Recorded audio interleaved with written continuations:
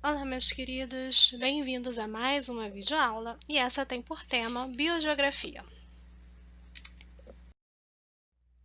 E o que eu espero de você ao final desta videoaula? Que você entenda o que é a biogeografia, essa área da biologia, e compreenda como a temperatura influencia diretamente o nosso planeta. Então, o que é a biogeografia? A biogeografia é uma área dentro da biologia que vai estudar o padrão de distribuição dos organismos no nosso planeta, bem como também as variações desse padrão que ocorrem no passado e ainda ocorrem nesse momento, no nosso presente. Então, ela vai tentar entender por que nos polos norte e sul a vegetação é diferente daqueles que estão no meio do nosso planeta, mais ali na linha do Equador. O que faz essa diferenciação? Como o clima interfere nesses organismos que existem ali?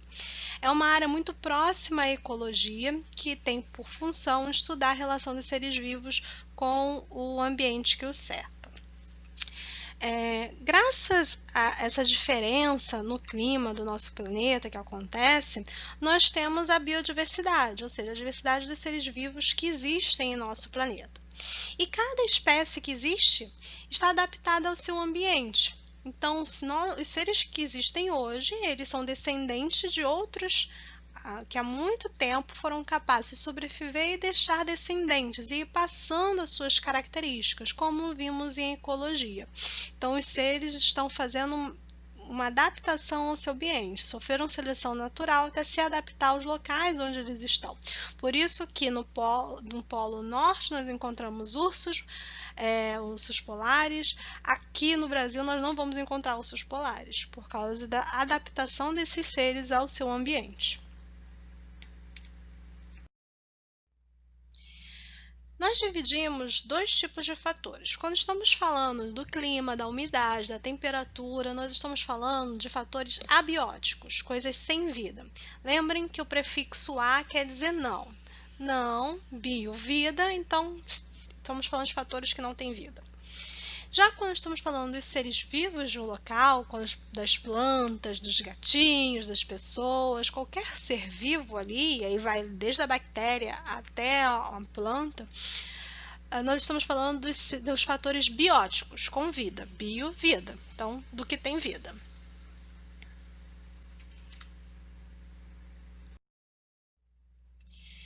E para a gente entender como cada organismo está adaptado ao seu ambiente, como é diferente essa característica de cada ambiente, a gente precisa falar em zonas térmicas. Lembrando que o nosso planeta, ele é uma grande esfera, né? Tem um formato de esfera, não é uma esfera bem feitinha como a gente vê, mas é bem mais aproximada de uma esfera, e que está recebendo luz do Sol. O nosso planeta ele não está perfeitamente alinhado, ele não está em pezinho direitinho, ele tem uma leve inclinação de aproximadamente 23 graus, então ele é um eixo inclinado. Então aqui nós temos o nosso planeta, aqui a representação do eixo, polo norte, polo sul do nosso planeta, e veja como ele está levemente inclinado, certo? Para estudo, nós dividimos o nosso planeta em regiões, que a gente chama de círculos de latitude. Bem no centro, dividindo o norte e o sul, nós temos a linha do Equador. Mais ao norte, nós temos a linha do Círculo Polar Ártico, depois o Trópico de Câncer, o Trópico de Capricórnio no sul e o Círculo Polar Antártico no sul. Então, são linhas imaginárias, essas linhas não existem, que nós traçamos para dividir o nosso planeta de acordo com a sua latitude, certo? Se a gente olhar para a Terra no dia 21 de dezembro e olhar como os raios solares estão chegando nela, nós perceberemos que eles vão bater com mais intensidade justamente na região sul do nosso planeta. Olha como eles estão mais alinhados. Está vendo que os comprimentos dos raios são menores? Por isso chega mais calorzinho. Enquanto nas regiões que os raios são maiores, é mais frio. E é por isso que os polos do nosso planeta são congelados. Em compensação, ainda assim, essa aqui ela vai chegar, devido à inclinação, mais cedo, com maior intensidade no Polo Sul do que no Polo Norte. No Polo Norte ela vai ter que caminhar mais um pouquinho, certo? E isso faz toda a diferença para a gente determinar quando é verão e quando é inverno. No dia 21 de dezembro, isso é aproximado, vale para cada ano, mas é uma aproximação, nós temos o que chamamos a noite polar ou inverno polar no norte, que são 6 meses de escuridão, porque a luz não chega nessa região, e no Polo Sul nós temos o dia polar ou o verão polar, que são dias intermináveis, não chega à noite, não escurece completamente.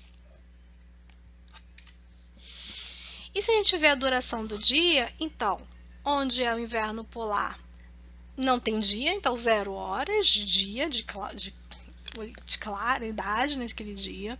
Na região norte, os dias são menores, vamos ter 10 horas mais ou menos de luz. Na linha do Equador não há muita variação, porque a intensidade, independente da época, ela está chegando ali formando 12 horas. E no sul, os dias são maiores, certo? Até chegar no Polo Sul com dias completos. Então, isso, conforme o nosso planeta gira, faz esse movimento de rotação, isso vai passando pelos polos, ok? Por cada uma das regiões, chegando raios com mais intensidade no sul e menos no norte nessa época. A gente tem que lembrar que essa movimento de translação da Terra em torno do Sol, a Terra ela fica com a mesma distância do Sol, ela não fica mais longe ou mais perto e por isso é inverno e verão. Não. O que faz essa diferença de inverno e verão em cada região, em cada polo, é justamente esse eixo de inclinação da Terra. Então, na época de 21 de dezembro, graças ao eixo de inclinação, os raios solares vão atingir diretamente o Polo Sul. Por isso é verão. Em compensação, o Polo Norte, que está mais distante, é inverno. Em compensação, no Polo Norte, para poder ser verão, a Terra está fazendo seu movimento e agora sim o eixo de inclinação está mais próximo do Sol dessa região, gerando então aqui o verão e o inverno no Polo Sul, porque conforme o planeta gira, aqui vai chegar os raios com mais intensidade do que aqui. Então perceba que é esse eixo de inclinação que faz as diferentes estações. Então aqui, verão no sul, porque está mais inclinado, o raio chega com mais intensidade, inverno no norte. Aqui o contrário, os raios estão chegando com mais intensidade no norte, então verão no norte e inverno no sul, fica mais frio. E por isso que em dezembro, pra gente aqui no Brasil, é calor, enquanto lá nas regiões dos Estados Unidos, regiões mais acima, é inverno com neve, e aí tem os bonecos de neve de Natal, por causa dessa diferenciação do eixo de rotação da Terra, certo? Gerando as estações diferentes. E graças a esse eixo e ao quantos raios chegam em cada região, nós vamos ter zonas térmicas diferentes, o quanto de temperatura naquelas regiões são diferentes. Os nossos polos, que recebem uma intensidade de luz menor do Sol, a gente chama de zona polar. Se for acima, norte, aqui embaixo, zona polar sul, porque são regiões que recebem pouca intensidade de luz, certo? Aqui nessa região, nós temos então, entre o círculo aqui, né, a linha polar e o trópico de Capricórnio, nós temos a zona temperada sul. São climas mais amenos, com estações bem definidas, sabe? Aquele inverno bem frio, um verão bem quente, um outono com queda de folhas, uma primavera bonita. Nessa região aqui da linha do Equador até os trópicos, tanto de Capricórnio quanto de Câncer, a gente tem o que a gente chama de zona intertropical. Alguns ainda dividem em tropical do sul e tropical do norte, em alguns livros você vai encontrar como uma única coisa só de intertropical. Que é justamente a região onde mesmo com o eixo da Terra não tem tanta variação na chegada de luz, são regiões bem quentes. E se a gente vê essas regiões aqui, até mesmo no Brasil, são regiões que você não vê um inverno muito diferente de um verão, porque a intensidade da luz não varia tanto ao longo do tempo. Então, por isso nós chamamos de regiões intertropicais. A luz está chegando ali com praticamente a mesma intensidade em todo o ano. Então, ao norte, entre o Trópico de Câncer e o Círculo Polar aqui, nós vamos ter a zona temperada norte e no finalzinho a zona polar norte, região mais fria, onde nós temos as calotas de gelo, né? Tanto no Polo Norte quanto no Polo Sul é onde nós encontramos a água em estado congelado, justamente por essa baixa intensidade de luz, certo? E para que é importante a gente saber isso? Porque os seres que existem ali, devido ao clima que está ali, eles estão adaptados àquele clima. Então, a gente tem que entender como isso vai interferir na vida e na vegetação de todos os seres que habitam ali, né? Então, por que que eu vou encontrar, por exemplo, as coníferas mais aqui ao norte e eu não encontro aqui na linha do Equador? Que característica que cada ser desenvolveu para poder sobreviver justamente a essa variação de temperatura, certo? Por isso que a gente precisa estudar a biogeografia, entender como o clima interferiu na diversidade dos seres vivos de uma região, tanto agora quanto no passado.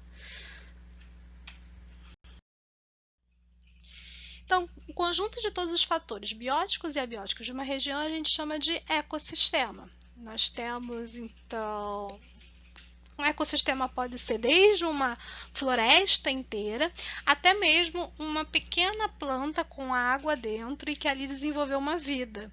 Por exemplo, ali está vivendo, tem filhotes de algum animal, tem algum ser ali formado e tem um clima e uma temperatura própria. Então, o ecossistema é uma coisa muito ampla. Todos os ecossistemas do nosso planeta é o que a gente chama de biosfera. É a nossa esfera de vida, é o nosso planeta, quando a gente junta todos eles.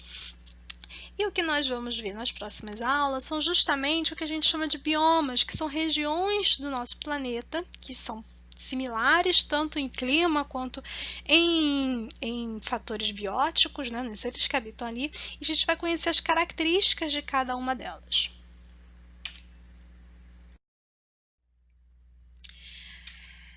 Espero que você tenha gostado do vídeo, que tenha compreendido mais um pedacinho, entendido o que é a biogeografia e como é importante a gente estudar a geografia para entender como os seres estão distribuídos no nosso planeta e que fique pronto para as próximas aulas. Até a próxima. Tchau, tchau!